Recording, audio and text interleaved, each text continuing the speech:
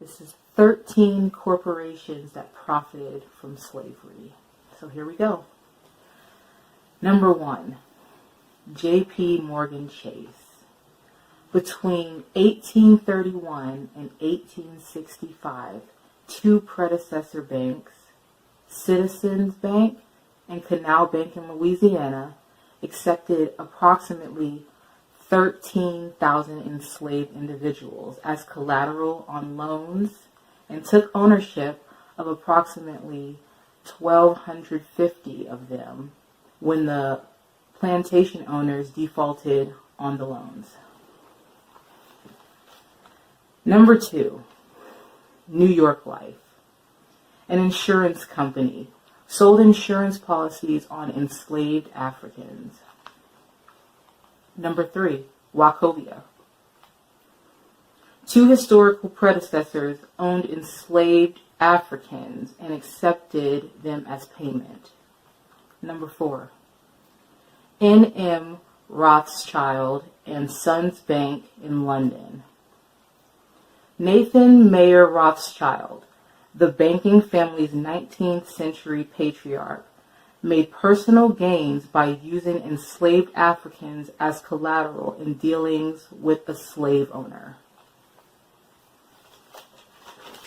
I have a list of this, so if I stumble, it's because I have a lot of chicken scratch.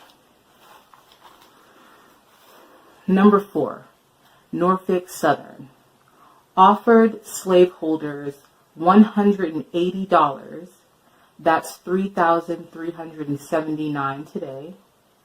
This article was written in 2013. So that's $3,379 today a piece for enslaved Africans they would rent to the railroad for 1 year.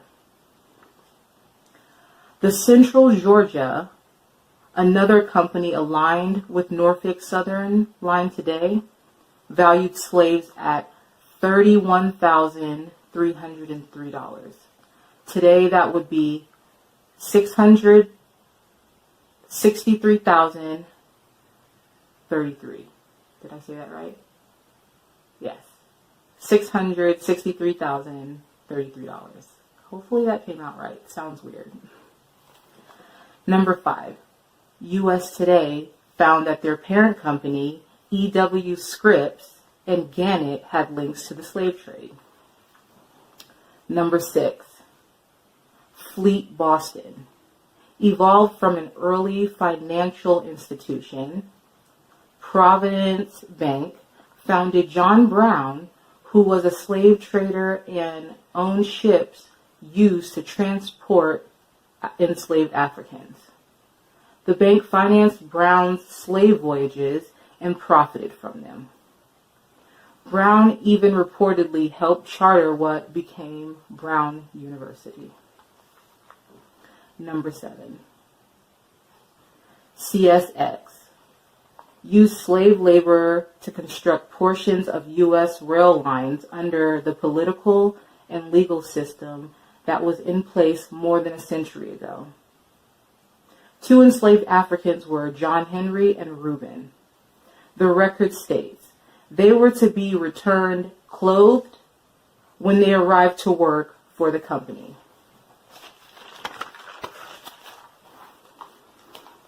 Number 8. Canadian National Railway Company. The Mobile and Ohio, now part of Canadian National, valued their slaves lost to the war and emancipation at $199,691 on record. That amount is currently worth $2.2 million. Whew. Number 9.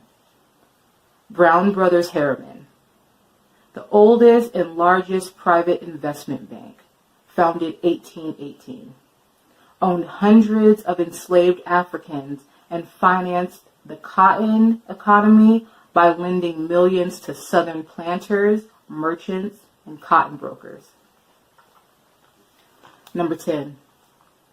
Brooks Brothers, high-end suit retailer, got their start selling slave clothes to various slave traders in the 1800s. They got their start by selling slave clothes. Number 11, Barclays. British multinational banking and financial services company headquartered in London has now conceded that companies brought over the years may have been involved in the slave trade. Number 12, Lehman Brothers. This business empire started in the slave trade. Quote from Joe Pelizzotto. This is a sad part of our history or our heritage. We're deeply apologetic. It was a terrible thing. There's no one sitting in the United States in the year 2005, hopefully, who would ever in a million years defend the practice. 13, Aetna. Aetna? Aetna. U.S. largest health insurer, apologized for selling policies in the 1850s that reimbursed slave owners for financial losses when the enslaved Africans they owned died. Aetna has long acknowledged that for several years shortly after its founding in 1853, that the company may have insured the lives of slaves.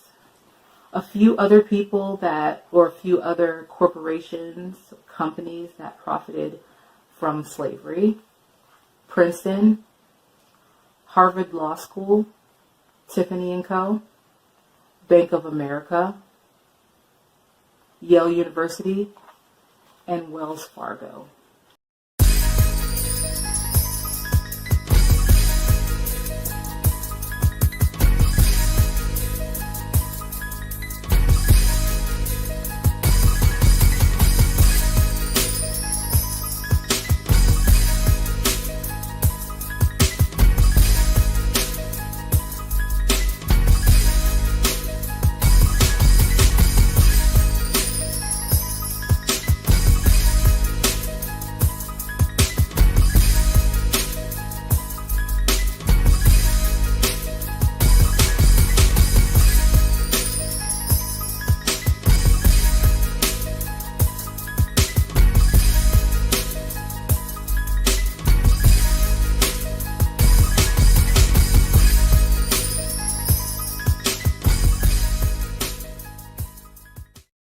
All right, positive energy all the time. Good to see you all. Hope everybody's doing great. Make sure you hit that notification.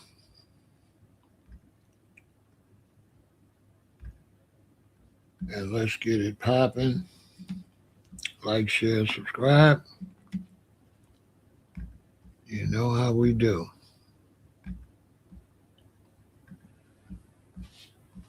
All right.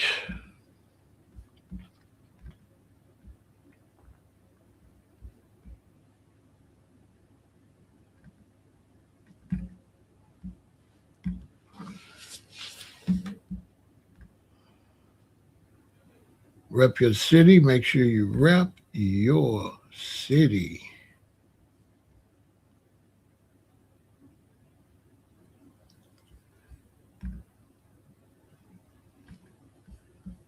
Rep your city. Rep your city. I'm representing Chicago, Illinois. You already know what it is. We are pushing hard for reparations nonstop. So let's see who's here. We have San Jose, California in the building. We got the DMV in the building. To everybody on Facebook, I'm representing Chicago, Illinois. Everybody on Twitch, Kick, and YouTube, I am representing Chicago, Illinois.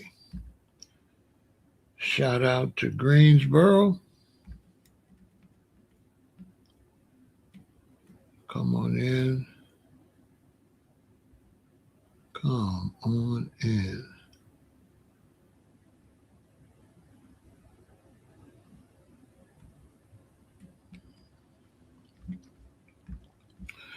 Well, we are in July. We got August, September, October, November, December.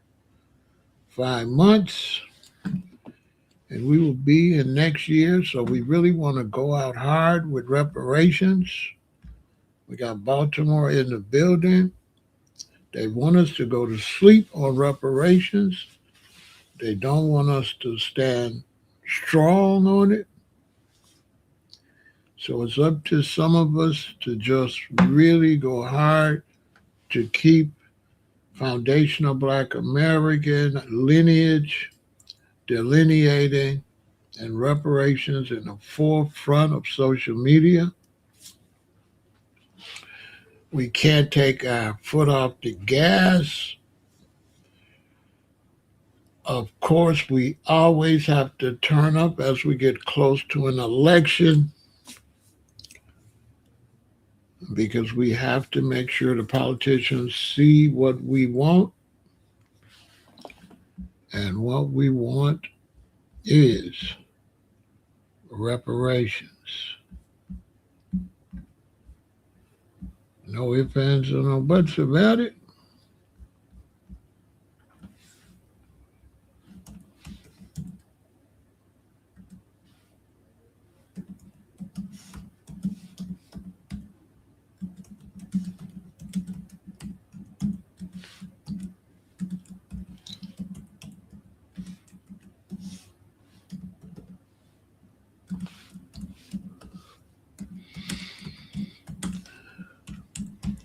So come on in, come on in.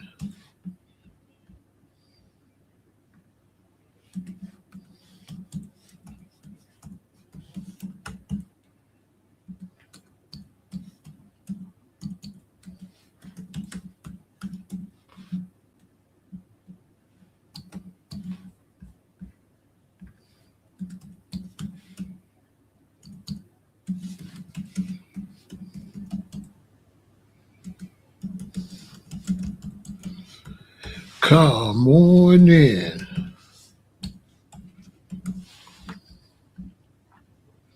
What is everybody into? What's going on?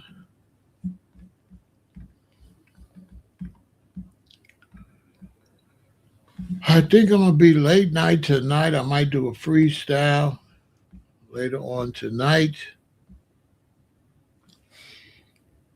I've been talking to my children, trying to get them. Well, they're not children, to my offspring. I got to get used to saying that. Trying to make sure they're on point. Talking to them about reparation, the necessity to push it, the historical value, taking the pressure off the next generation and getting this done.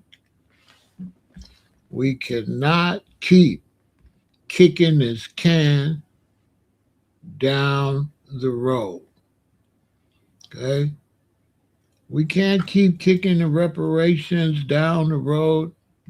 We need to make that happen. It is definitely great for the U.S.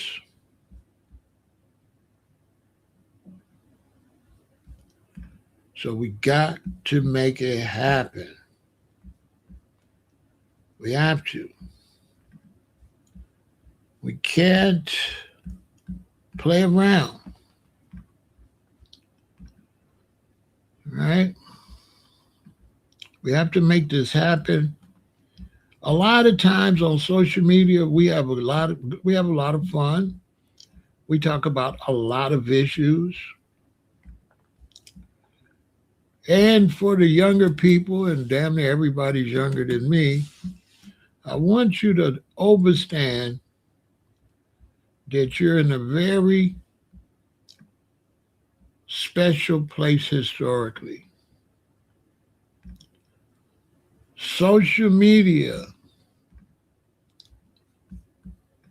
in your generation has given you more power than anything. You've never had an opportunity to have this big of a voice. Never.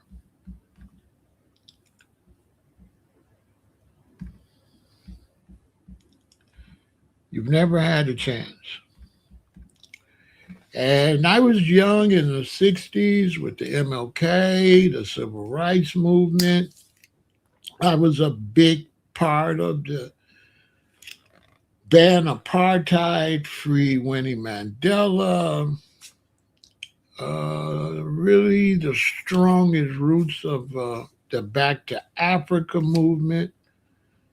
That was pretty much the strongest part. And one thing made everything strong then was cable television and rap music because we had the public enemies, we had the poor righteous teachers, we had the brand Nubians, we had rappers that could go on the big screen and represent some of our issues. And we also had probably the greatest festival and outdoor events for Black people in the country this far. This generation I cannot keep up with the 80s. The 80s, boy, oh boy. Now you don't have many events. Not really. I don't see any, real cultural events for uh, Black people in the United States anymore. I don't see them. They're all gone. A lot of people turned to religions. They became Hebrew Israelites and Muslims and stuff like that. It kind of destroyed that whole energy. It also really knocked a big hole in our economics. The sponsors of the event began to rob the people. And that's mostly what they began to charge too much for the vendors. And no vendors, no event. Okay. No event is any good without creating a culture of vendors, which you don't have anymore. Most people probably wouldn't even know what I was talking about. So you don't have a culture of vendors anymore.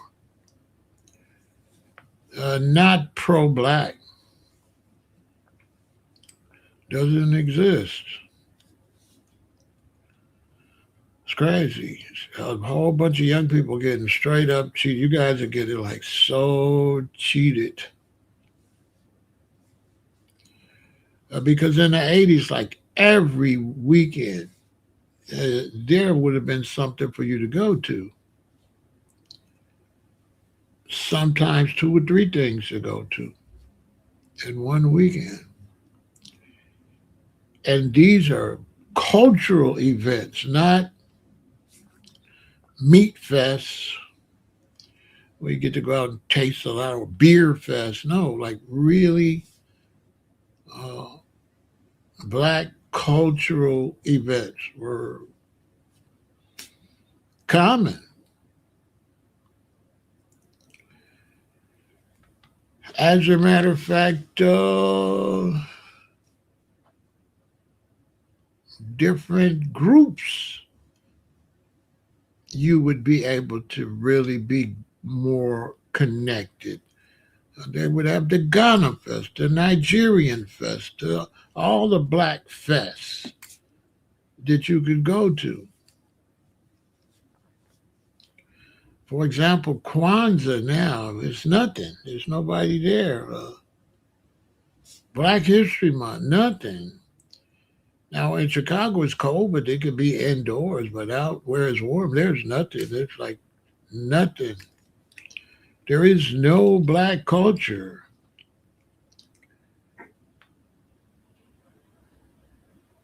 Crazy. And that black cultural events,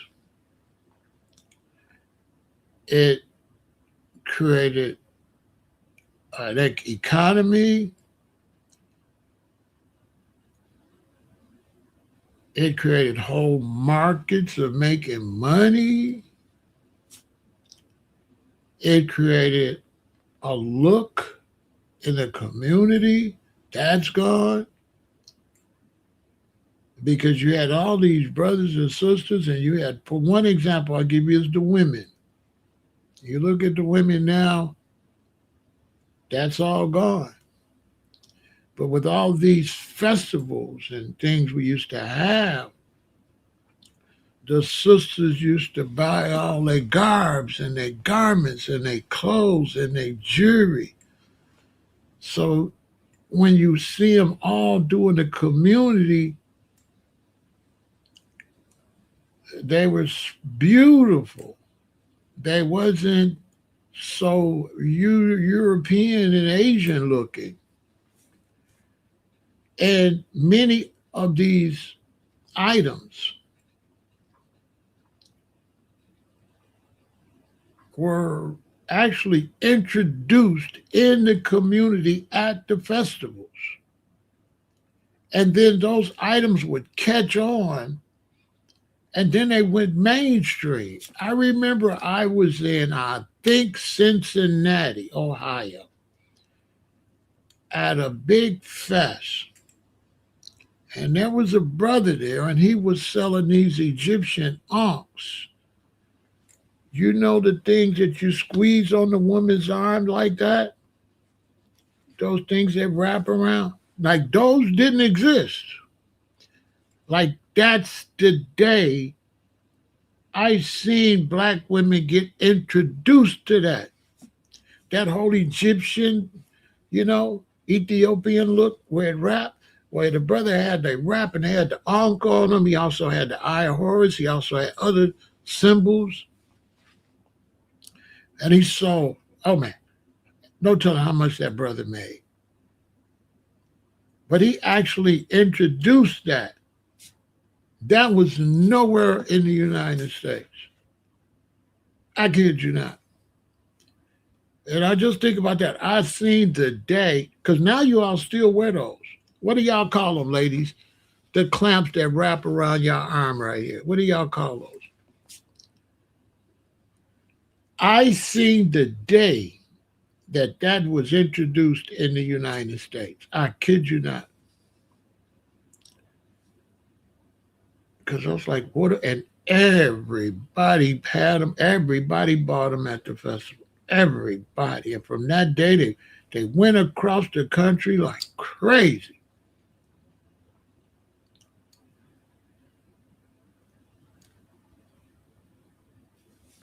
Like crazy. I seen the day those got it. Some of them just got the spirals. It's just spiral. You just put it on there and it's a spiral on the inside. And, just spiral at the end. Oh, man. I remember when those got introduced. Whew.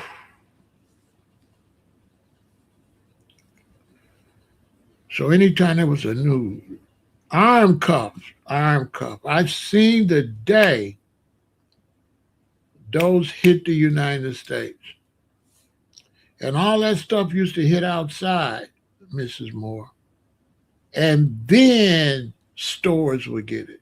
The vendors out was always months ahead of the stores. It's crazy.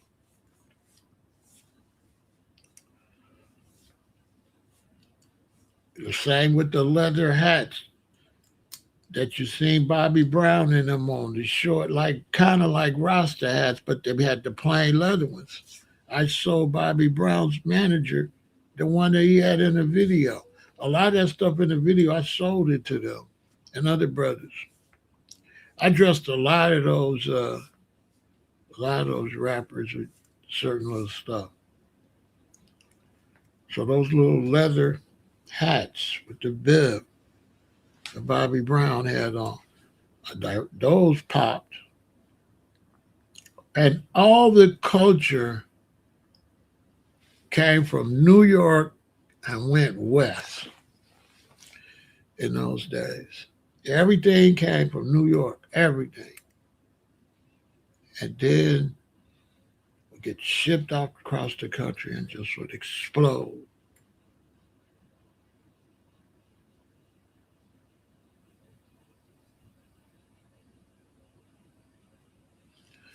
You know what I'm saying?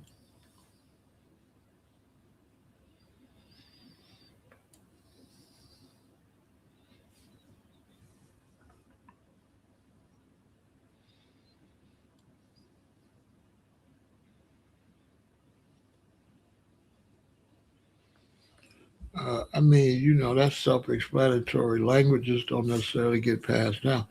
You don't know the languages Native Americans spoke back then. You don't know the languages Europeans. What did Europeans speak originally? So, I mean, if the language don't get passed down, then it's gone. But you don't know. You don't know what the Greeks used to speak.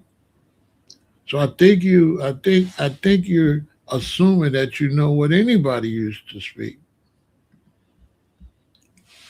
but you really don't. You don't know what nobody was speaking. Not really. Nobody was speaking what they're speaking now. So that's really for all languages. Nobody was speaking what they. As a matter of fact, you don't even speak like Americans in the 1800s. You've changed that a lot. But as far as the dialect and the way they used to do it, nobody knows none of that nowhere. They got the writings, but they don't have the pronunciation. They don't know the pronunciation. They don't know how it was said. They don't know how this stuff was said. The accent, the pronunciations. For nobody. Not really. In some cases, they don't even know who those people were. Like, who's the original Czechoslovakians? Nobody don't know.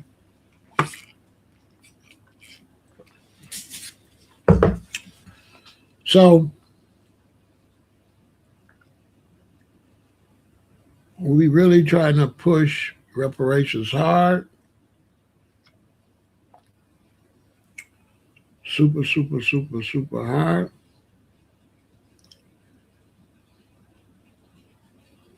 And we got to really, really focus in on it. And one of the problems with foundational Black Americans is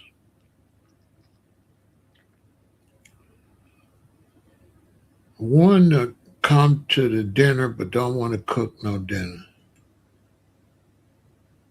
It's one of the worst habits. Well, I'm going to say the Black man in America, because I'm not going to blame the women, because anything we're not doing is the men's fault. So anything a group of people not doing is the men. And so the foundational Black American man, he just really don't stand on business like that. He's a this weekend kind of dude. What's going on this weekend? There's no real sense of pride for the people like that. He's more interested in a sports team. when you look at the foundational black man in America, he gets the most hype over like some kind of sports playoff. Nothing else gets his interest like that nonsense. That's his number one interest is some sports team. He doesn't get any economical benefit from it. The players do, but the fanboys, they don't get nothing from that. But that be the highlight of their lives, to the point where a black woman, she have to include her husband's childish sports personality into their marriage. She have to cook for the Super Bowl, or she have to deal with his childish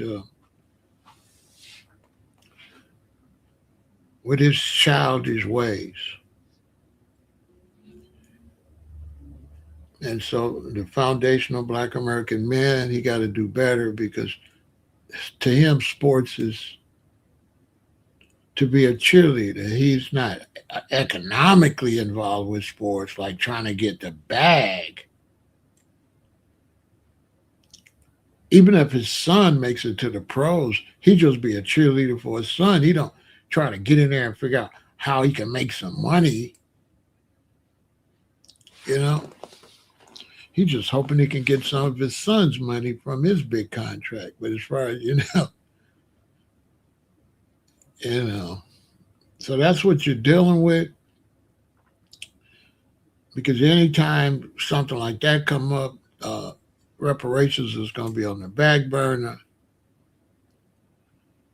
And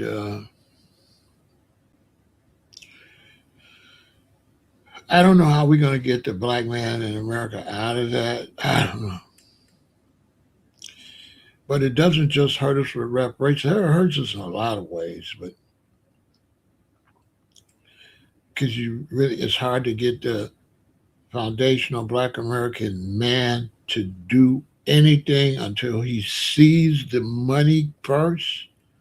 So he really won't work to build a situation to get the money,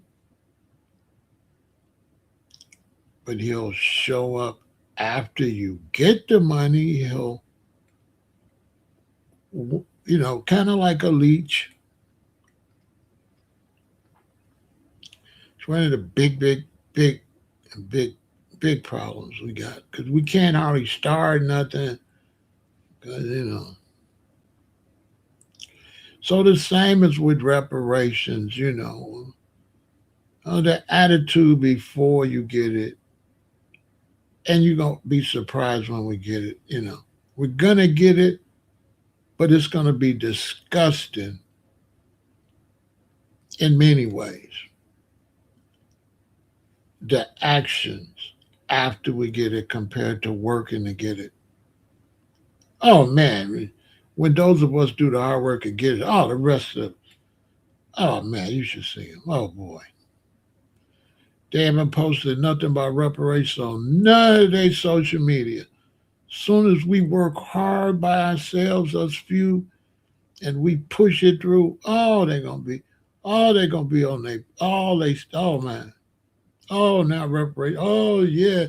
Then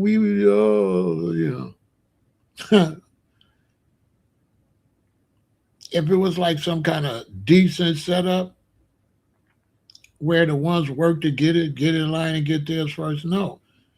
The main ones going to run in line is the ones that didn't do nothing. Happens all the time. You go out to a cookout, people is cooking, you got brothers trying to help them. You want me to go get some sodas? You want me to get something? You got the brothers just sitting around, kiki. You got some people trying to help. When the food is ready, the ones that didn't do no help, they almost knock everybody down and get a plate. And when they get a plate, they lose all interest and they're ready to go. And they ain't gonna help clean up. As a matter of fact, they want to try to take a plate on.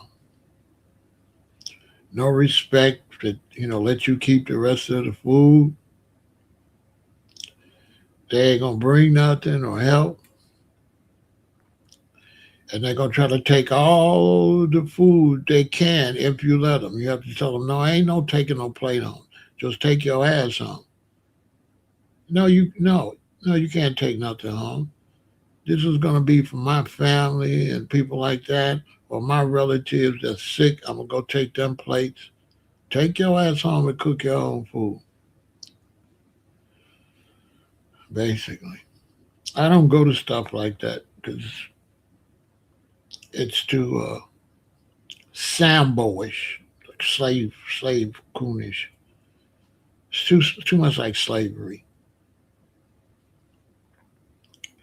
I don't like being around black people with small talk. It irritates me.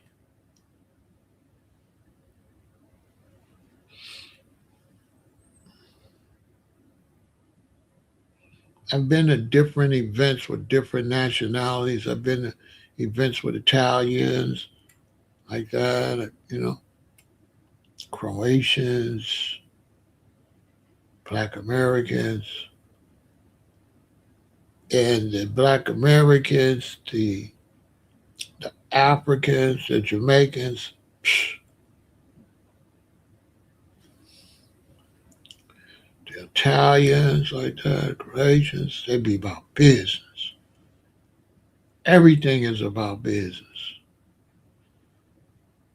Everything. Seriously. And everything they have, they bring stacks of envelopes with money. They bring money for the other people. Blacks come, they just want to take, they want to eat, they want to take. It's the Africans all of them. The whites, they bring, they bring, they bring. Blacks won't bring you nothing. I swear to God, you have a wedding or something, you won't hardly get nothing. It'll be the same people give you stuff that's always looking out for you. The rest of them, they there to eat too. I guess we can eventually fix it. I don't know. I don't know how we're going to do that. But I know right now, uh, I'm going to do my best to keep pushing reparations, to keep it in the forefront. I don't want to be one of these phony people that make everybody else do the work and then have your hand out. I definitely don't want to be one of these people that let America rob your ancestors and like a punk, you just letting it happen. That was a long time ago. So you just basically said to hell with your great great great great grandfather. Like he don't matter no more. What they did to your ancestors don't matter. Basically, which is unbelievable. And then you get mad at Jewish people when they say they'll never forget what happened in Germany. You ain't like that. And that's one of the biggest difference. Look at Jewish people. They're never gonna forget them concentration camps. And look at the black man. He don't care nothing about slavery. And you lost way more people than they lost. You lost more people than them just crossing the Atlantic. Man, you lost thousands and thousands of people in the ocean. Unbelievable. Oh, you say, no, we wasn't in no slavery. We was already over here. You might not have been, but black people was though. Oh yeah, you right, OG. It don't matter if it was you or not. You're like, no, slavery didn't happen. Okay. I feel sorry for your children if you the daddy. And you somebody daddy, huh? Wow, daddy's stupid, huh? Yeah. Because you know, a lot of these black men, they go and they put out false narratives to make our people lazy. So they'll create a whole new narrative so you don't have to care. How basic. Man, let's put a new narrative out there so we don't have to care about nothing. They'll be like, man, we wasn't ever in slavery. Nothing never happened to us. We don't got to care about that stuff. Basically. You know what I'm saying? But now when you get the reparations, he ain't going to be like, well, I don't believe nothing happened to us. I don't want the money. He going to be the first one want the money. The one that say slavery never happened, nothing never happened, it's all a hoax. But he gonna be trying to beat all the ones that stood on business for the money.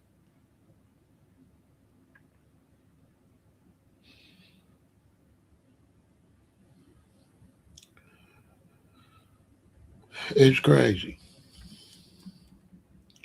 So we done been going through a lot, and they just talking about the country is 250 years old and still ain't got our reparations. And please do me a favor, stop coming every time. This is the last time I want you to say you don't want to change the subject. Like I'm not playing with you.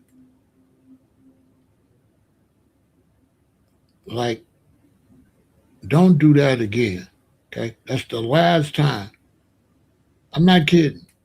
Because you cannot come in my life every time about you don't want to change the subject and you always trying to change the subject. I'm not kidding with you. I'm gonna get you out of here. I mean, I don't even start my conversation. You do that every time. I ain't kidding. Like, bro, stop with that shit. I'm gonna have to get you out of here, man.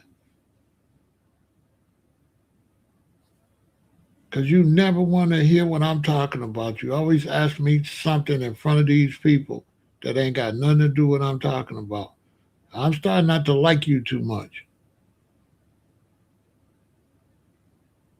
Every time, every time. Y'all ever see this Michael Lee weirdo? Every time I have a subject, he said the same thing.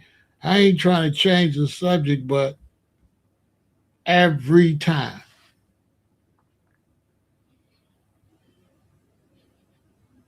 I'm getting sick of dude. I ain't gonna lie. I'm gonna have to block him. It's starting to irritate me. Cause there's no way you could do that every time. Every time, bro. Every time you're not trying to interfere or change the subject, but you constantly changing the subject, like every time.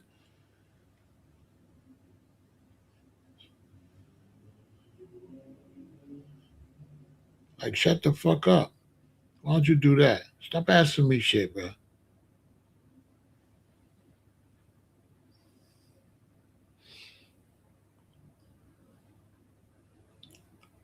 Like some kind of, I don't know, like a distractor. You don't never ask me nothing good either about the conversation. Never. Only question that dude always asks me is off subject. He don't ask me nothing ever concerning the subject. Weirdo. No, it's not a bad habit. It's a negative. It's intentionally negative. I'm telling you, that's not a mistake. That's intentional distraction. I'm telling you.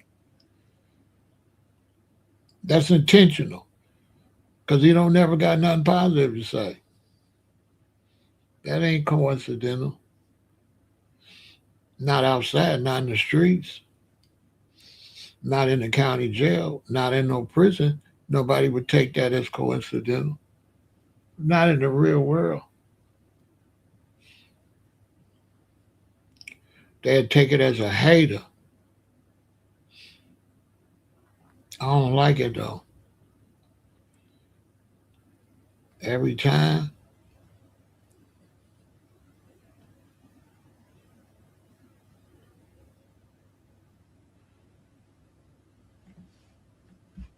Like every time you want some special attention, man, shut your stupid ass up over here. On one soul.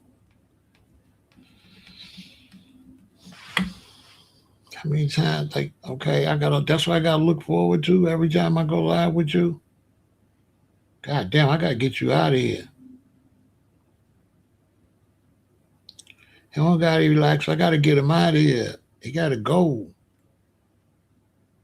He don't support the conversation. You know, that puts out the vibe like the conversation not important.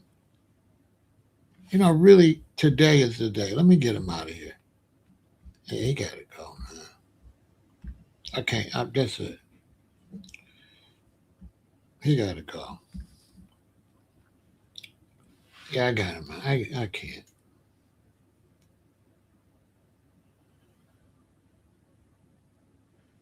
I can't. I don't mind after we discuss the main subject and then, and we start to slow down, but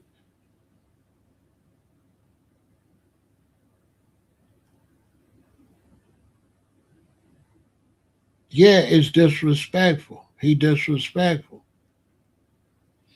To me, disrespectful.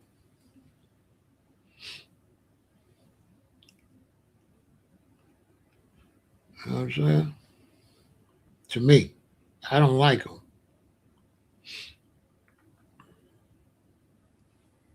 Because he don't never add into none of the conversations. I don't really like dudes like that. That'll cost you commissary and different stuff. Some brothers, y'all, whatever y'all do, don't y'all go to jail. I'm telling you. Just be honest, obey by the law, stuff like that. Especially if you're a weirdo. Because stuff like that, people already in there a little irritated. You know what I'm saying? You irritate somebody in there, that's going to be the end of you. I just got him out of here. I'm sick of it. He's been doing that for forever. As soon as I go live, he one of the first, before I even start my conversation, he asked me about something else. Maybe worse than that is like, irritated people, hardened criminals, away from their family, their mama, their wife. They get overly angry. But that ain't what we talking about. But yeah, for you young brothers, I don't mind telling y'all, stay out of jail, man. Stay out of jail. Stay out of prison. Do something honest with your life on the side note, okay? Because if you do, you got to change your whole life. And a lot of stuff you're doing out here, you can't do.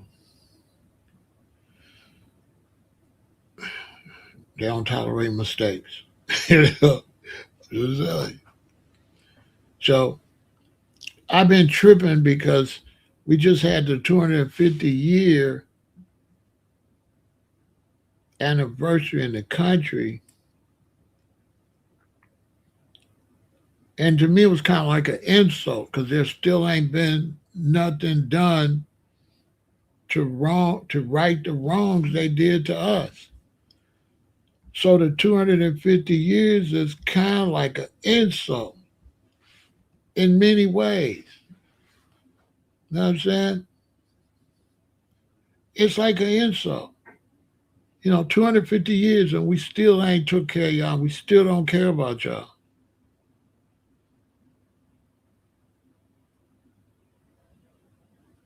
That's how it come out.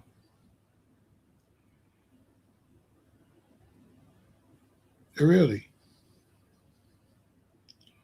And when we get that kind of disrespect from the United States, other blacks around the country, they want to, around the world, I mean, they want to hold that same disrespect. Like if they can run over us, they think they can do it. Regardless of how much we accomplish. That's just a bad look, the way America keep playing with us.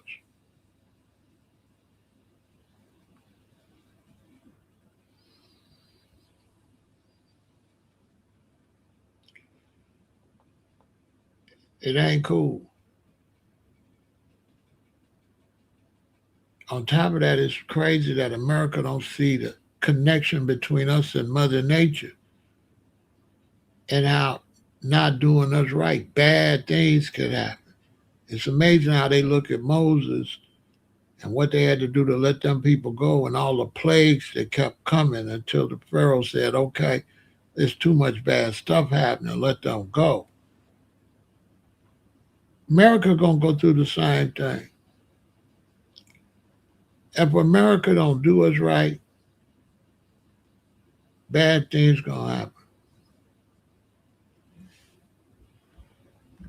How can enough of us work together to force them to do the correct thing? Oh my God. F Black Americans. Oh, Jesus Christ. I wish I knew, bro. I could tell you like this.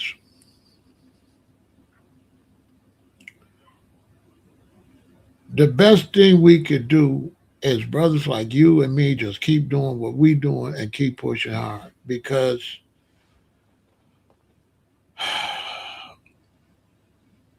the key word is us. And we, you and I and brothers like us, and this is a great question.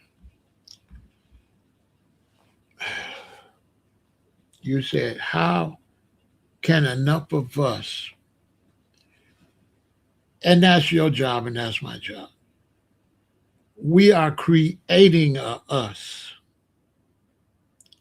You see, when we have these movements and stuff, there don't even be a us. And so we're at the beginning of this, and what we're doing is we're creating a us. Then that us, that we will be able to do something. But when you're at the beginning like this, brother, there's not no us because nobody knows about it. You see what I'm saying? Nobody's interested in it.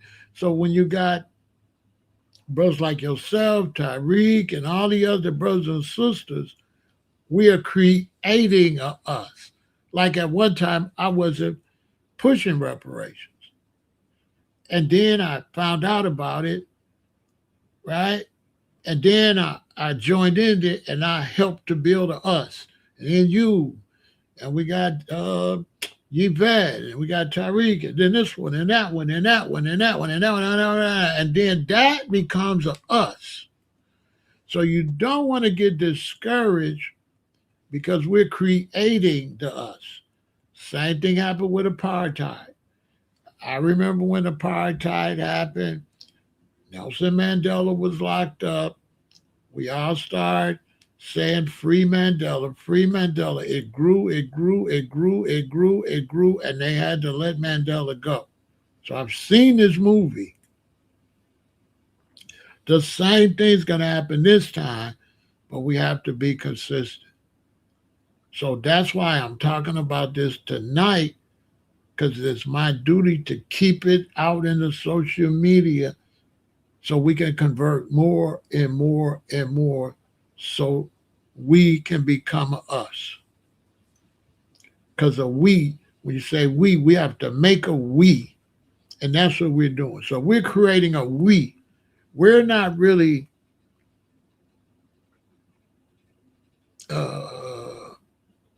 we're not really helping Black people get reparations.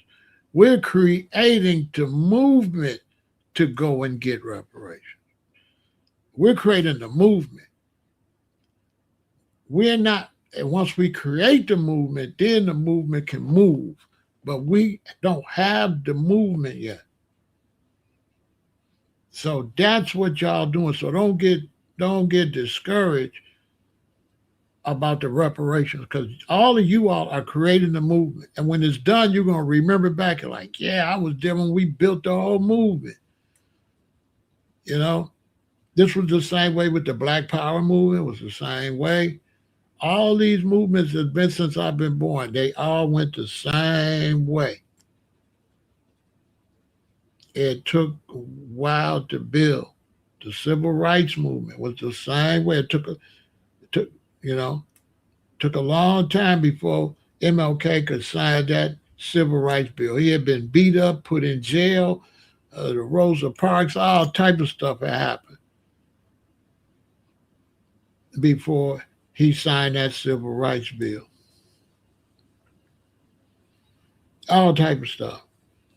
Took a long time for the movement to build to get Nelson Mandela. I was a part of that bill for Nelson Mandela. So that was a great question. We are not the ones.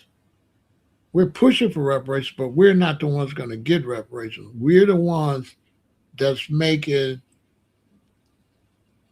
the movement to get reparations. That's what I'm doing tonight. Tonight, I'm building that movement. And since I've watched Yvette when she first really started going, and now we did a good job. Like, make no mistake, FBA is big, getting big. And right now, you can see the FBA is going to explode. Like, Foundation of Black Americans is about to explode. As a matter of fact, Foundation of Black Americans is probably going to be on the census. And they're going to change our they're going to separate us from the other blacks. We're going to be separated from black immigrants. We're not going to be categorized with no Africans and all that. It's going to be Foundation of Black Americans, and then it's going to be the other blacks. I don't know what they're going to call them. But definitely we're going to be on the census. Definitely they're going to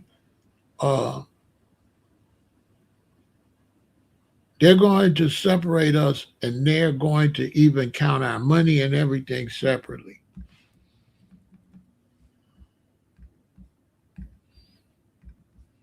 Definitely. I just did a live, and I was amazed. I was looking at it, and I was really amazed at that they actually had us separate. Let me see if I can find it. Hold on. I just did a live, and I just looked it up to see, and they actually had us separated, which is a big step up. Let me see if I can find it. They actually had us separated.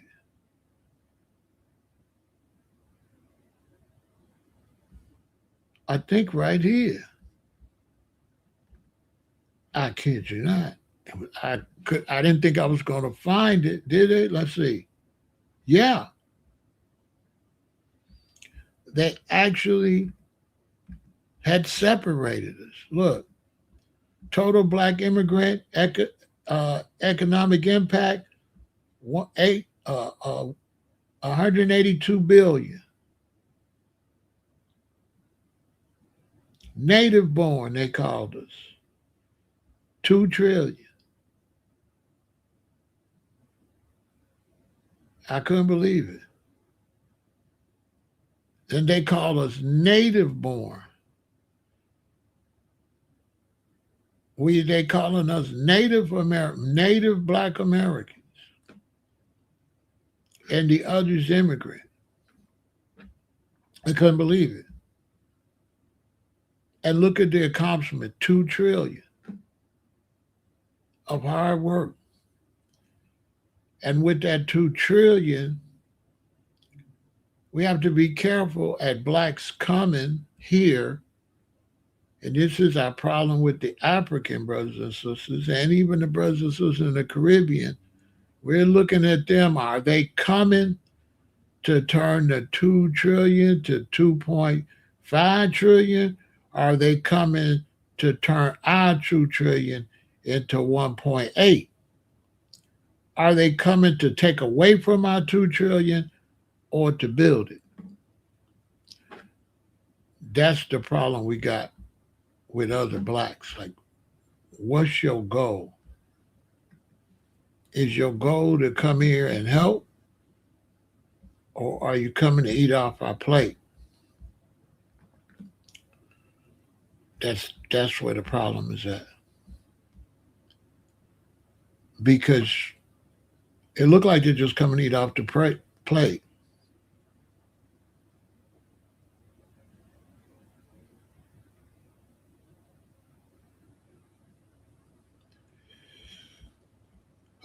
You say it will be more if we don't start to reduce our own businesses and make our own products. We are starting to build our own businesses and make our own products. That's a great comment.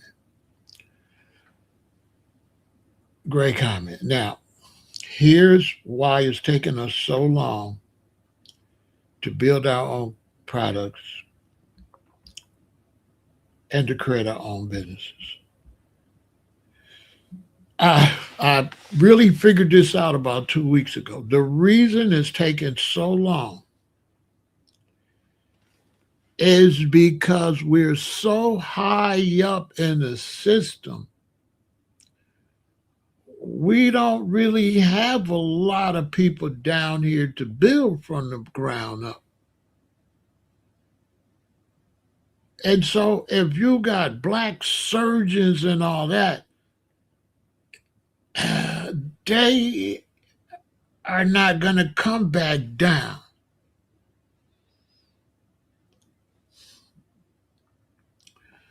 So we got so many successful foundational black Americans. The only way we can build is we're going to have to give the money to the next generation because we're too busy up here. And we're too busy already building a legacy. So money would have to come from that legacy down here to build. And that has been slowed down tremendously because they're going into automation. And so, and this was a great question. And so I suspect that the whole automation is to slow us down. The whole cars driving by themselves, robots, no cashiers, cashless this, cashless that.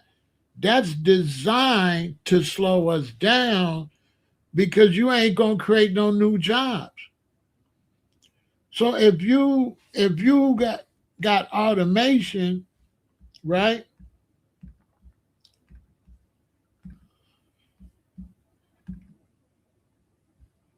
Let's say we want to build our own cars, right?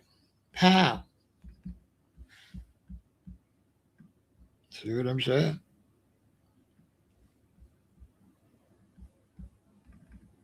They're already looking at that, right? And already stopping anybody from doing that. So how we gonna do it? Because this is, see what I'm saying? How we gonna have an assembly line with our own people making cars when they tore down all those type of factories and even got rid of their own people from a labor force? How are we going to create a labor force in a new market that's being built for no labor force?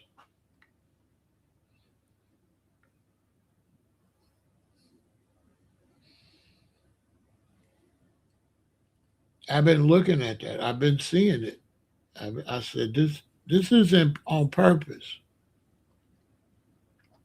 Because they creating a society where there ain't no way for no people, There ain't no way for no people. They kicking all people out, even white people. You can go right now and you can see video after video after video of white Americans crying because they have been kicked out of the economy. Young people have been kicked out. Young people cannot find no good jobs. People are sleeping in their cars all over the country. I did a live on that. People sleeping in vans. They got van life. They even have to go and have like security guards come to parking lots so Americans can sleep in parking lots. And so with the Elon Musk and them type,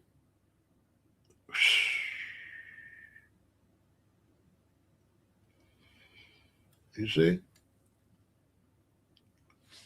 So the reality is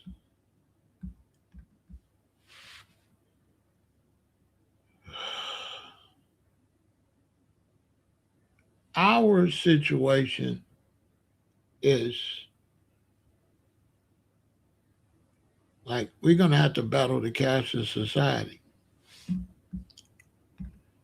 Pharaoh, do you forecast FBA securing our reparations less than 2 years or more than 10 years?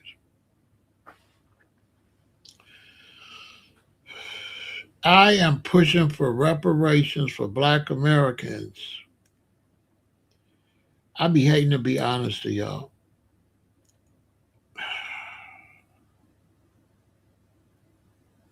I am pushing for reparations for Black Americans, even I believe that Mother Nature's going to tear all this shit up.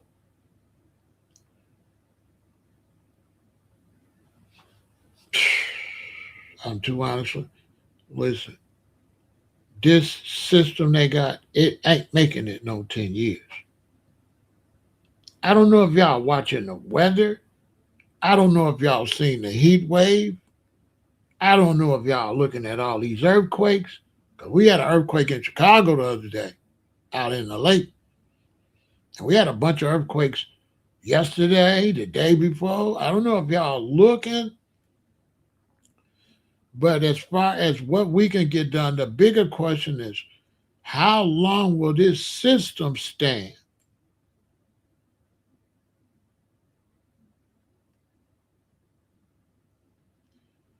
Because it don't really look like they built their system to survive Mother Nature. I don't think so. But we want to keep pushing. But I don't believe them satellites gonna stay up there. Y'all believe Elon's them satellites gonna stay up there? I don't believe that stuff gonna stay up there. I don't believe it. I believe that they got just so much time to do what's right, to reverse the Most High's wrath. And I believe that they do us right, or the Most High gonna take it all, gonna give it all to us. I believe that the powers that be will have to reverse their evil ways and give us what we got, or we're gonna get it all. I believe we're gonna wake up and the whole world gonna be ours. It ain't gonna be nobody else here.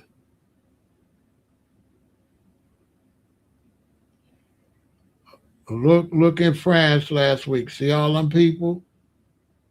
They came this close for all of them passing away. Am I lying? Am I lying? The heat wave in Europe, all it had to do was go up a few more degrees and everybody would have passed away. Everybody.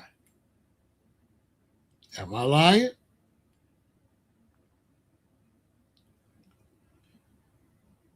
Look how Hispanics mistreat the blacks down in South America. What just happened in Venezuela? And then we got people saying, well, that was man-made. Well, a man-made catastrophe, right? Let's say you say that's man-made. A man-made catastrophe can cause a natural catastrophe. Am I right or am I wrong? A man-made could listen, because people say, no, Pearl, that ain't nature, that's man-made. A man-made catastrophe can cause a natural catastrophe. Anywhere it go, it's gonna go bad. Let's say you intentionally cause these earthquakes. You think intentional earthquakes won't start real earthquakes? Yes, they will, right? Intentional earthquakes could mess around and shake up the wrong stuff, right? Intentional storms, right, can cause real storms. How many of y'all grew up watching Underdog? And you had Simon Bar Sinister. And every time he made a weather machine, it would always mess up everything else. One time he made a machine that clouds shoot lightning, and the cloud followed him and was striking him. You know what I'm saying?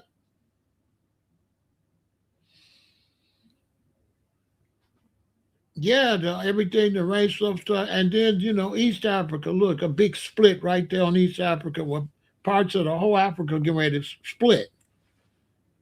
Africa's splitting. Y'all seen that? East Africa got a big crack. It's getting ready to break off. Don't you know when that break off and go in that water, and that water shoot up? Don't you know it's gonna wash the rest of that, all of them? You know what kind of tidal wave that's gonna be? It's something you ain't never seen in this lifetime. Something that ain't happened since Moses or something.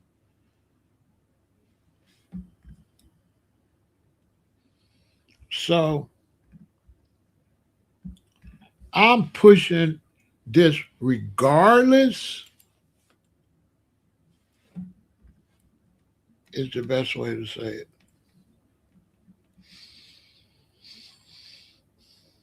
I'm just staying on what we need to do regardless of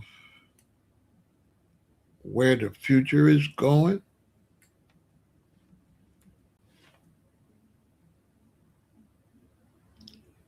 But for sure, uh, they don't know what they're doing.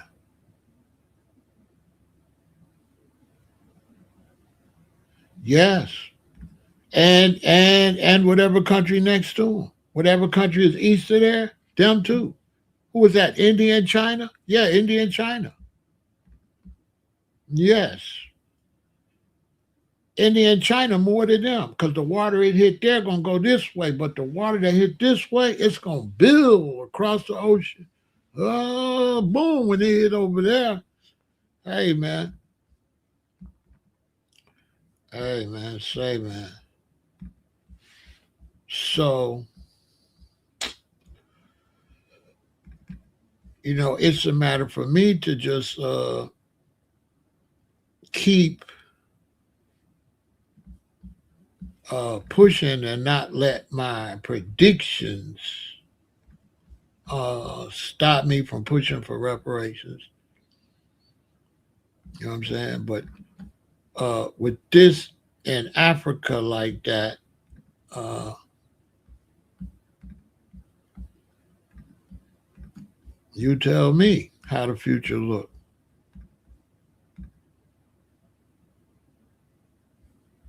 You know what I'm saying?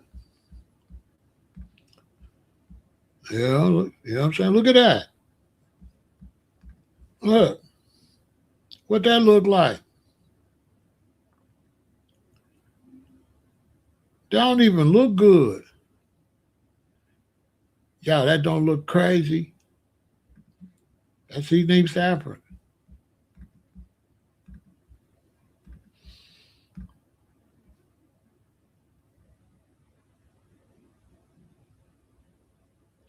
That don't look crazy.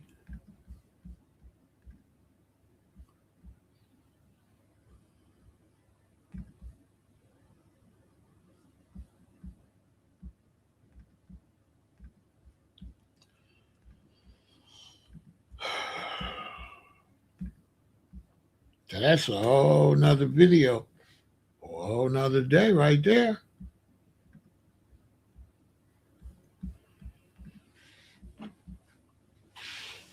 It's you ask me, this what they thinking. This the part they think gonna come off.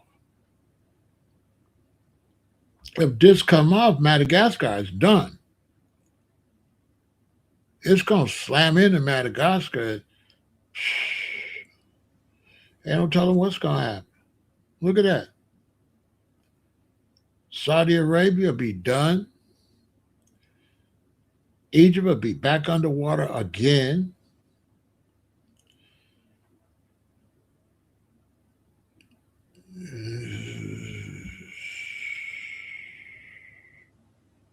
You know what I'm saying? You notice it's not in the news, and they don't really tell a lot of the. They don't really tell a lot of what's really going on in the world like that. And sometimes if you say too much, they'll like block your channel and all that. So I had to kind of calm down with some of that stuff. Because you never know what they allow you to say and what they don't want you to say on social media. Because they've been ghosting me forever. I ain't gonna lie. I'm supposed to have 5 million subscribers, at least 2 million.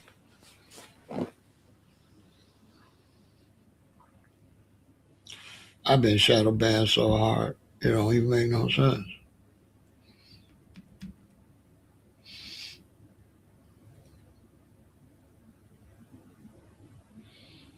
On top of battling young black dudes that ain't even got nothing under their belt. You know what I'm saying? They don't go by none of the ancient rules or laws or nothing. Like you don't really got enough knowledge under your belt like that. You ain't supposed to be challenging nobody that's got the knowledge under their belt like that. Direct challenge. You can go say something different on here, but you ain't supposed to challenge me like that. You ain't supposed to challenge me on the internet like that. Y'all don't know the rules of the game or nothing like that.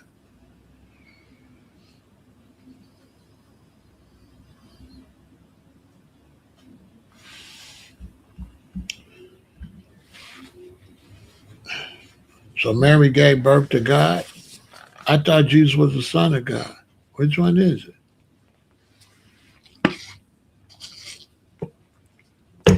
See, that's what I'm saying, false information. According to the scriptures, Christ is the son of God.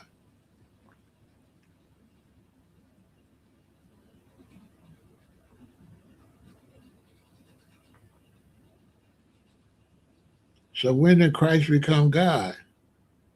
Where that's at? See, you're not qualified to talk about that kind of stuff because you don't study. You proving my point. You don't study. You got to go study. See what I'm saying? You got to go study.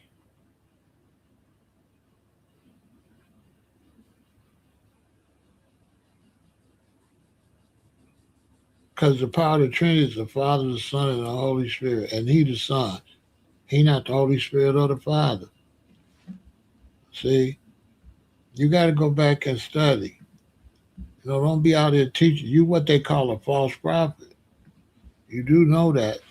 You do know you'll pay a terrible price out here in front of the people with false messages. I don't know what make you think that's I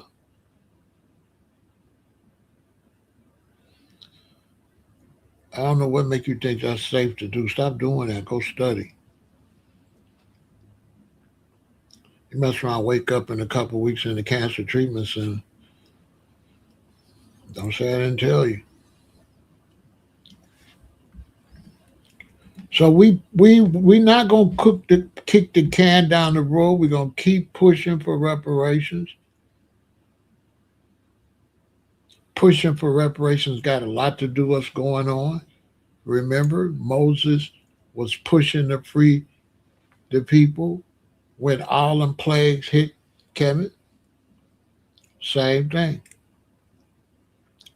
Just keep pushing for what we pushing for, because it's due, it's righteous.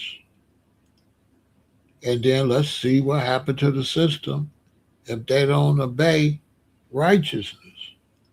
If basically it goes like this.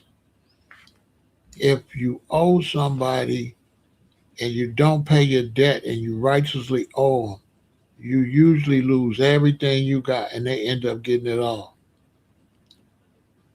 And so, America, if I was to talk to the United States government and the people that really had the power, I would want to do it in private. And I would tell them, listen, y'all need to pay black people or bad shit gonna happen. I would try to help them out. Because I feel if the United States government give black Americans reparations and make a couple other changes, it could save them. But they got to make some changes. And I would also tell them they need to get more black Americans involved with how they move in technologically and how they move in environmentally. Just like the Pharaoh when it sent for Joseph. They said, Joseph know the answer. Go get his ass out of jail and bring him up here. Because if America don't listen to somebody going in this direction, Trump should definitely not be listening to Elon Musk. Elon Musk is dark.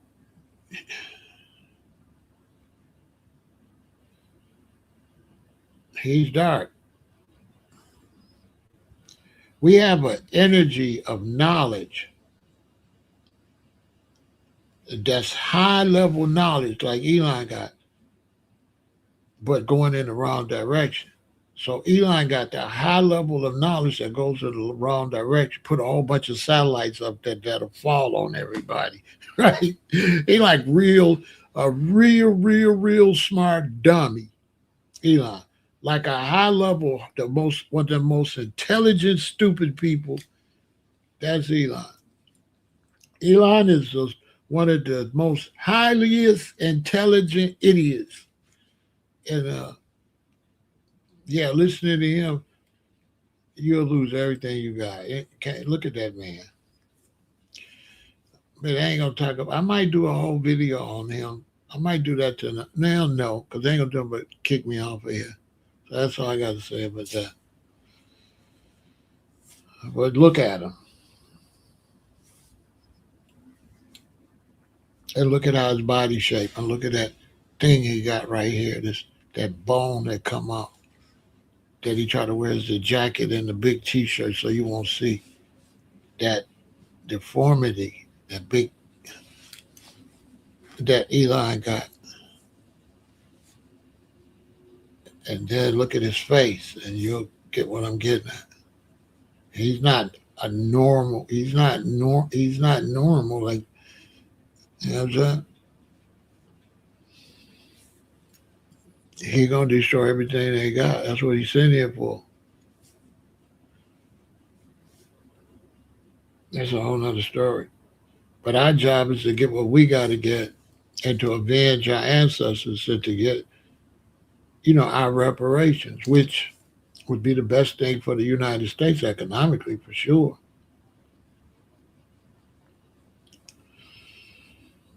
By far.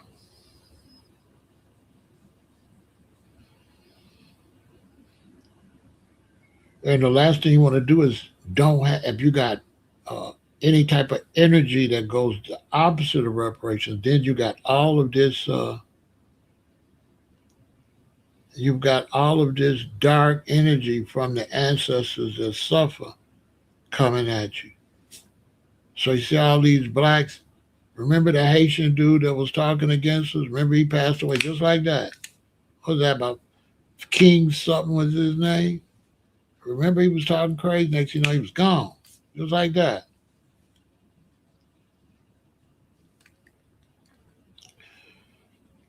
With the dark energy.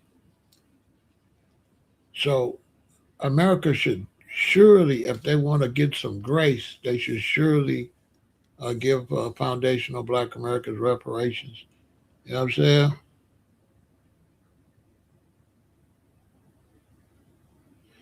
He is. And it's funny, but it's the truth. It's the truth. You got to understand that Lucifer is highly intelligent in the wrong direction. See, intelligence is not just intelligence. Intelligence has direction. You have intelligence that go the righteous way, and you have intelligence that go the wicked way. You have right. So, in other words, there's intelligence to make the fruit trees yield more fruit, to make uh, the earth be more have more irrigation. Then there's intelligence to make droughts, right? Right? There's intelligence to make droughts. There's intelligence to make you lose all your food. There's intelligence that you could put in the ocean that could wake things up, that could start having earthquakes and all of that. So they're different. Like there's intelligence like a nuclear weapon that you can make that might accidentally go off because you made it, but you don't have no guarantee it won't accidentally go off. So you're dealing with a dark intelligence. So they need to give us reparation to get that karma off of them. And they really need to put us in a more powerful position to help guide them. That's what the U.S. should do because they're going in a self destructive direction. You know what I'm saying? I mean, anybody could see it. Anybody that's looking could see they're going the wrong way. I mean, look at the war in Iraq. It's a disaster. It's a total mess. I stopped talking about it because it's. I don't want to talk about that. Let me just. You ain't seen me on this the news talk about it. Let me let it play out to give me some real news, then I report it. That's why I started my own news channel. I'm not gonna just be reporting a bunch of nonsense. Give me some real news over there, and I'll report it. But this stuff y'all doing over there now, I'm not reporting that because it looked like Iran and Iraq and America. It looked like Iraq and America was working together to me. It looked fake. The war over there looked fake to me. That's why I ain't been reporting it. It looks fake. It looked like both sides is in on it. To me, it does not look like no real war. Not to me. Why you dragging it out? Why you slowing it down, speeding it up? Why you don't want to get it over with? Surely America can wipe them out and go take it. What they waiting for? Why they keep pausing it? That's why I ain't been talking about it because it don't look like nothing I want to report to my audience until I see what's going on. I can't tell what's going on. You fight, then you pause 2 days, then you fight, and you blow up this, and you blow up that, and you stop. That don't look real. Not to me. It looked fake to me.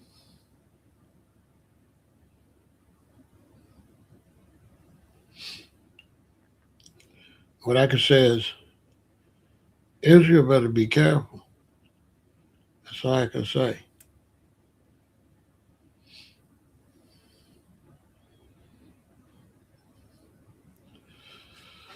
On that. Because Pete Hegseth, he don't look pro-Israel. I'm going to just leave that like that. And so we're going to push for reparations. Another election is coming up. That's going to be crazy. Foundation of Black Americans, we got too much going on. We're stuck, basically. The Democrats have self-destructed, so we're not going to get no reparations from them because they're just never going to get power back. They pretty much destroyed their party because they look like the country will be overrun with immigrants. So everybody's scared of the Democrats. There's no way the Democrats going to get you reparations when they let 1 billion Venezuelans and 1 billion people just run over. The country will be too broke to give you anything. So the only ones that really legitimate to me look like you can get reparation is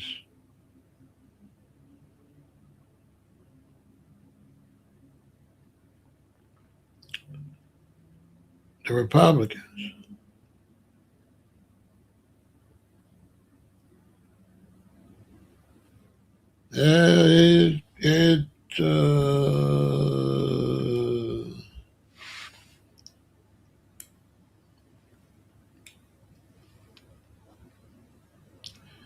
You know, the whole multipolar stuff, I've seen all that, but I don't be repeating that stuff because the internet is full of, conspiracy theorists. They say a lot of stuff. I don't pass that stuff down to my audience like that. I don't pass that type of information down because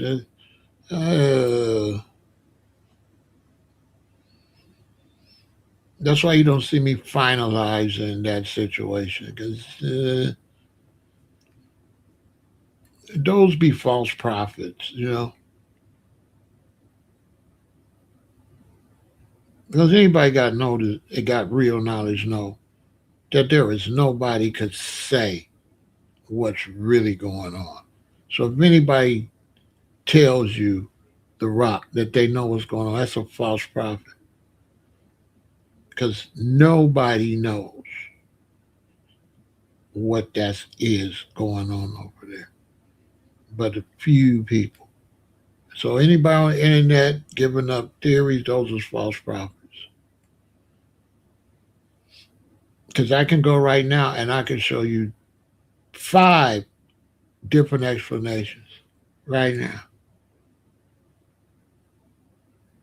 The rock. So whatever you do, don't listen to that shit. Because they're going to be 5 to 10 explanations on what's going on over there. Yeah, I tell you, don't listen to that stuff.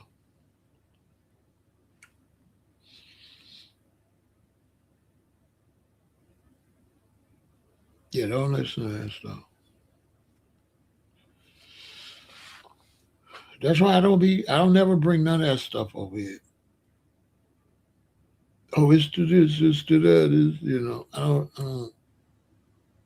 I never bring that to my audience. You gotta live a while, you'll see what I'm talking about. You know what I'm saying? The rock. You live a little bit longer, you'll see what I'm talking about. It's what they call speculation, but it's also social media. There's people that want to be deep. So their social media account is say deep. I know what's really going on. Just, like that. It's a lot of that. They even got music for it. And they go.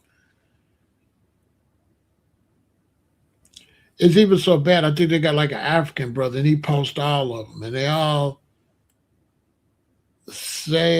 talk about the same subject, but this one is this over here, and this one. Y'all seen the African brother? He posts. Nobody says the exact same thing. It'd be about the same subject, and this one say this over here, and this one's over there, and this one's over there. They all sound like real too. They all sound they all they all sound real. It's crazy. I never pass that stuff to my audience.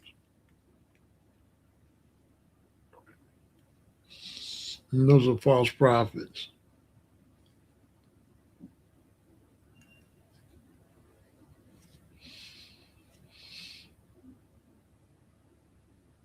because the ultimate person with knowledge is going to always tell you many times, "I don't know."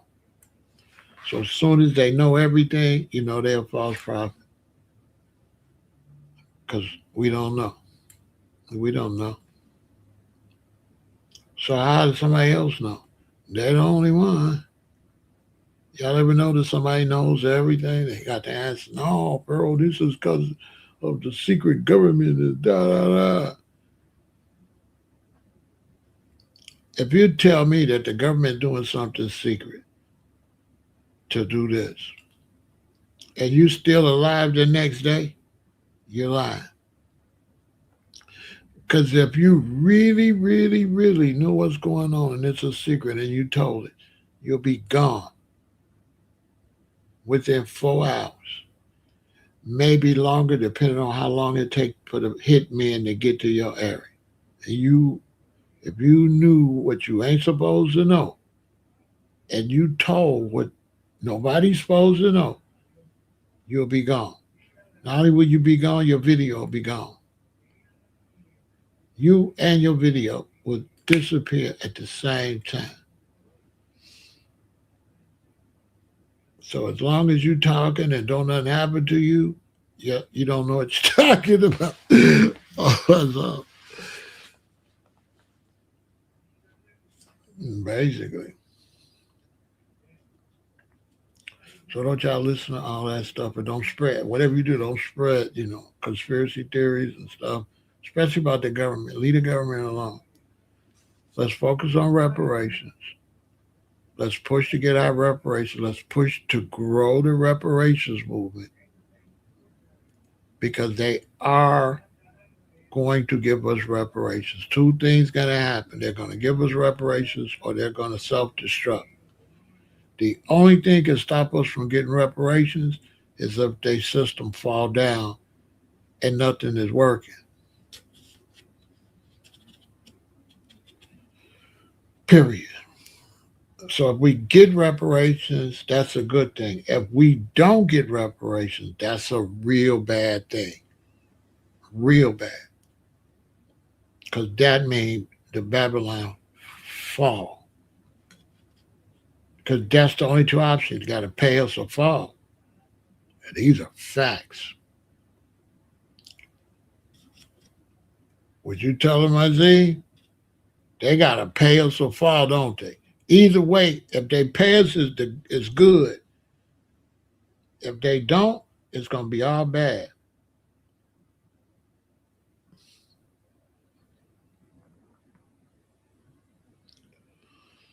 If they pay us, it's going to put us in a position for them to listen to.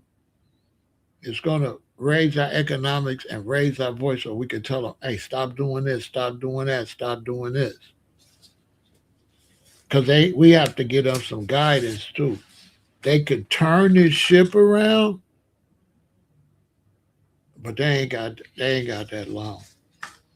If you see that heat over there in Europe like that, your time running out.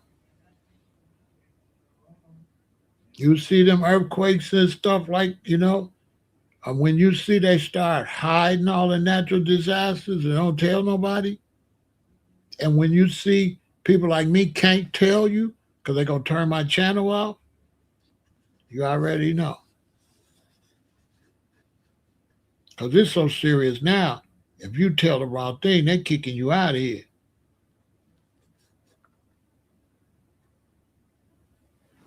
I'm telling you, if you tell the wrong thing, you gone. Channel demonetized and gone. And they're not going to tell you why either.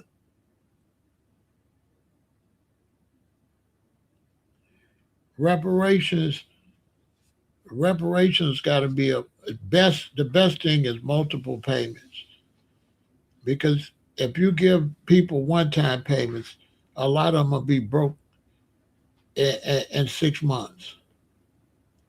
Also, when you ask for reparations, you always want to ask for something that's reasonable.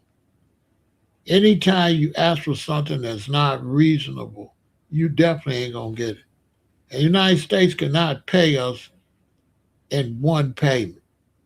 Also, if they pay us in one payment, it's gonna be less than they owe us. What they owe us gonna take multiple payments. And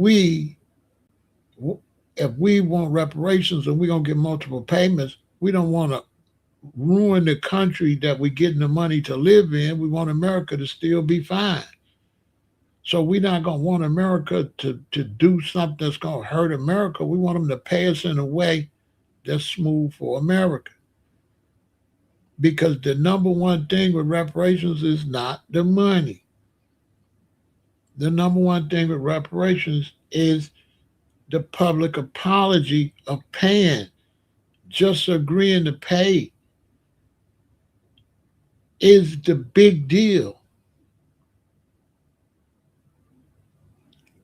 That's the thing. I want America to admit they was wrong and start to pay, to put some righteousness back in the game, to put this behind us. That's the thing.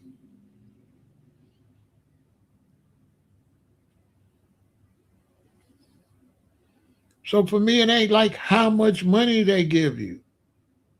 It's the fact they give you the money and say, this what we did y'all wrong. This what we can afford. This is halfway decent here.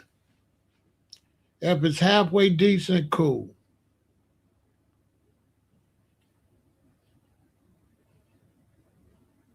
I'm not for one no $500,000 or nothing crazy if the country can't afford to pay it. Because I'm not the money. Oh, yeah. But the main thing is the issue. The issue is the main thing. Me, $250,000, that's fine. Because that's not the issue. The issue is that you paid me and you admitted you was wrong. It's up to y'all to take your 250 and make it do what it do. And if you say you need more money, it's because you're a loser. Because you're supposed to be able to take $250,000 and make it happen. Okay? Don't tell me you need no 350,000, 500,000. I could see 150,000 not really being enough to make enough changes, to feel like, it was done. But if that was all they can honestly afford within the budget of the country, that would still be decent as far as making some type of amends. Where some generation would be like, yeah, they gave us all 150,000. They kind of took care of that. Because they can never pay you for what happened. There's no price on slavery, to be honest with you. You can't pay for that, to be honest. You can't pay for the lynchings and all that. There ain't enough money to pay for that, to be honest with you. Like, to be honest, they cannot really pay for what they did to us. It's impossible, to be honest. They don't got enough money, to be honest. How much that cost, what you did? All the castrating and all that, man, you don't got enough money to pay for that. To be honest with you, reparations is just to put it behind us. Be like, listen, man, we did Black Americans dirty. Here, we sorry. Bet, let's build the country. Let's build the country. We got kids, we got grandkids. You know what I'm saying? We trying to live. We ain't trying to be stuck on stupid.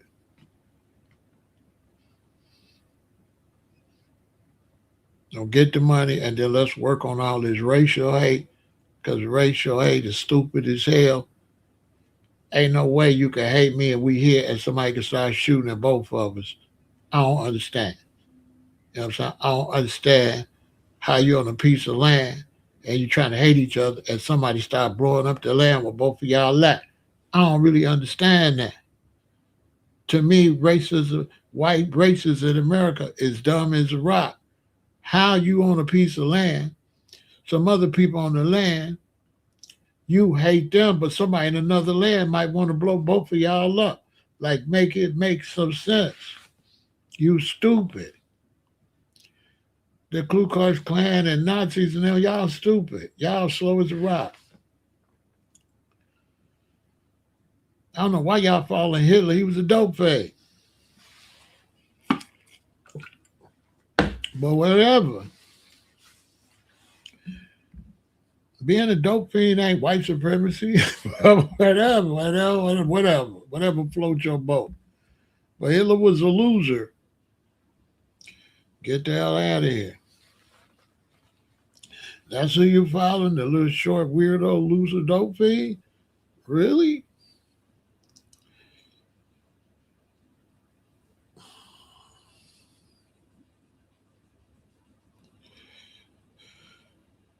America racism is white male insecurity about his sexual organs and stuff like that. He got issues. He thinks somebody want his woman. Don't nobody want her like that. People gonna have sex with who they gonna have sex with.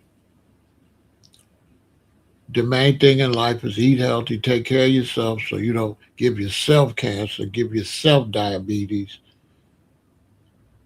do stuff to get your own leg amputated, get your own arm amputated, stuff like that.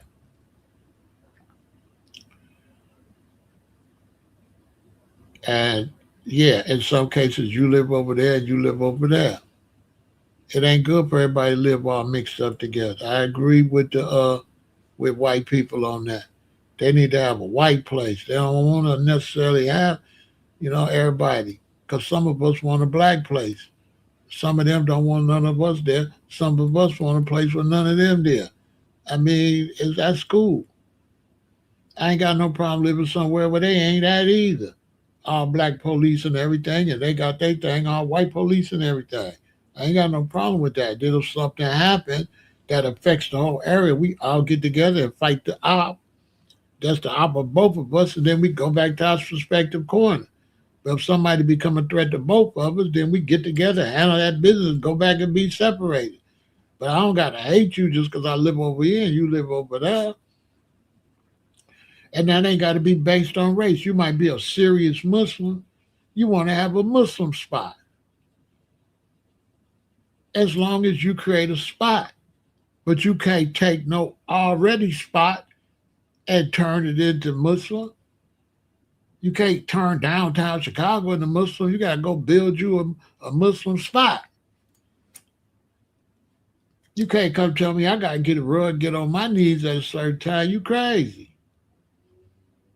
Now you could go to your place and get your spot and get on your knees a certain time of day, and I'm a man my business. Ain't none of my business. You got the right to your religion. That's not none of my business. It's not for me to judge your religion unless you're trying to force it on me. That's your religion. It ain't none of my business.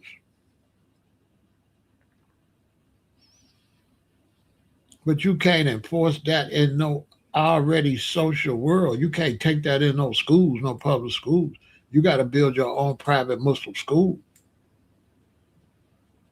Same for gay people. You want to be gay, you got to build you some gay schools. You can't come be gay at my children's school because I didn't pay no gay taxes. I didn't pay no gay tax. My taxes was heterosexual taxes. My taxes ain't gay. And heterosexuality don't intrude on you. Homosexuality intrude on everybody. Because homosexuality, y'all think y'all can push that to the kids. We already know you can't be pushing no heterosexuality to no kids. We already know we don't want kids having sex and having babies and all that. So when it comes to sex, all sex need to be out the school, hetero or homo, out the school. Because kids is too dumb to be homo or hetero. They too dumb. Okay, you cannot be homo or hetero. Okay, what's 5 times 8? Okay, you can't be homo or hetero. You don't even know 5 times 8. You gotta go take some more math. And when you get your math game up and you get some money up, yeah, you can't have no religion in the school. I'm not, religion don't pay no bills.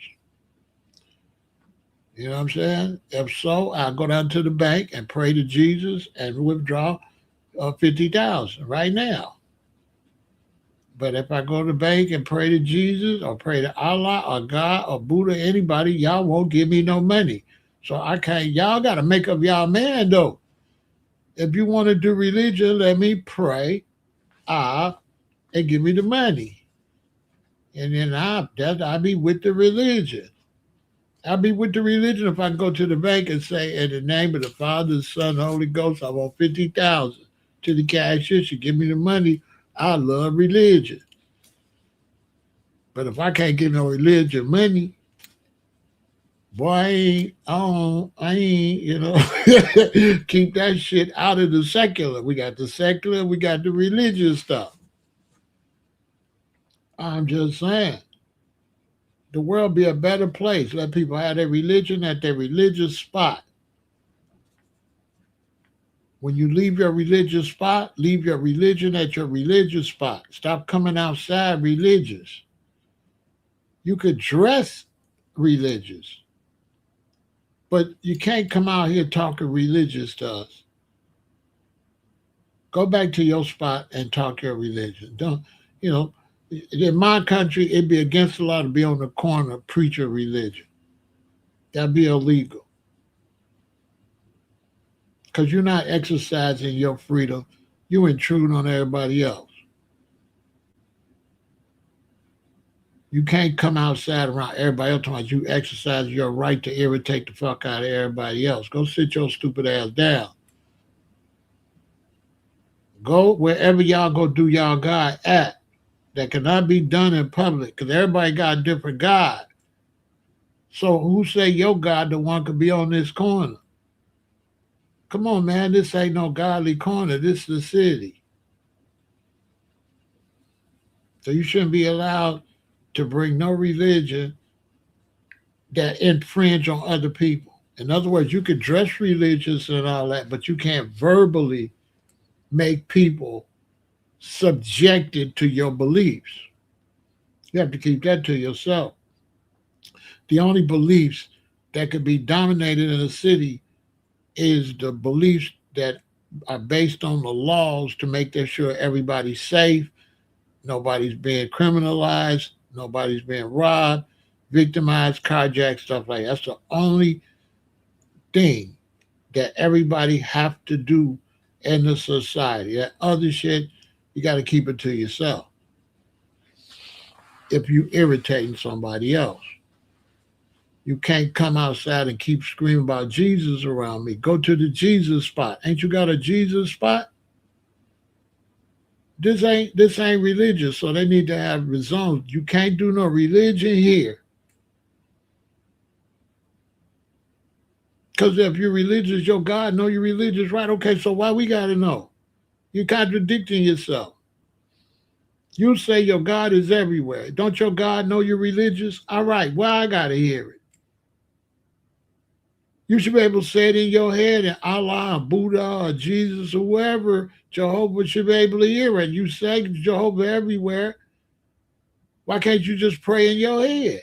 You swear that y'all God can read our mind and everything, but you constantly praying out loud. Well, if your God can read your mind, why don't you shut the fuck up and pray in your mind? Now you probably lying. You got to be lying if you got to keep yelling to your God. You're lying. Your God deaf too. Why you hollering like that? And why you always hollering about something that you can't make happen? Now, if you can holler at your God and a bunch of oranges and stuff pop up, we'll let you holler all day. But in my country, and you got out there and you said your God was all this, I give you one time to get out there and holler. And if your God don't do what you holler, you going to Pharaoh's jail. You going to jail. Now we ain't gonna abuse you, but we're gonna lock you up until you shut up holler. And if your God is powerful, holler. Okay. If you insist your God is hollering, I'm locking you up, and your God got to come get you out. Your God got to come get you out. And once you realize your God ain't going to come get you, you can call your lawyer, set up a court date. You can come before the tribunal, my court, and say, okay, my God ain't coming, and I'm going to stop. Oh, your God never showed up. Okay, shut the fuck up and get your ass out of my courtroom hollering about your God. Because your God ain't never showed up. I keep telling you your God not going to show up. Your God don't even mess with you like that. Your God made you to be able to do everything. Stop making your God be a dumbass. Because these people, they say they love God, but they make their God as a dummy. Because what kind of God would make you depend on God? You know what I'm saying? If I was God, I wouldn't have y'all saying nothing to me. I would not want y'all praying to me if I was God. I would give you, here's everything, my son, my daughter, now go play. I wouldn't be want you praying to me all day, getting on my nerves. You know what I'm saying? I'm up here trying to knock the goddess back. Yeah, I'm trying to have some lords, some more lords and lordesses. Shit. Me and the goddess, we up here sinning. You know what I'm saying? The hell was y'all talking about? We up here bucky naked in heaven. So please stop hollering at me. Stop praying to me. Because praying to me make me a dumbass God. I got to be a stupid God. What kind of God going to make you where you got to pray to him? Let me ask you something. Do your mom and them raise you where you got to keep coming and asking them for stuff when you're 35? No, your mom and them raised you so you get a certain age and you can go do what you got to do. So why you got a God, you got to keep begging your God. Your God ain't taught you nothing, how to do nothing on your own? Really?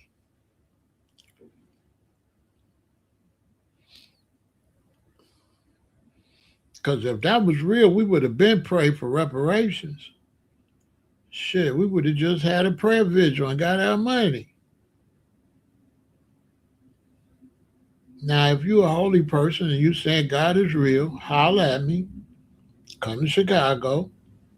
We'll go to a location and pray for reparations and get my reparations. In the name of the Father, the Son, and the Holy Ghost. On my soul.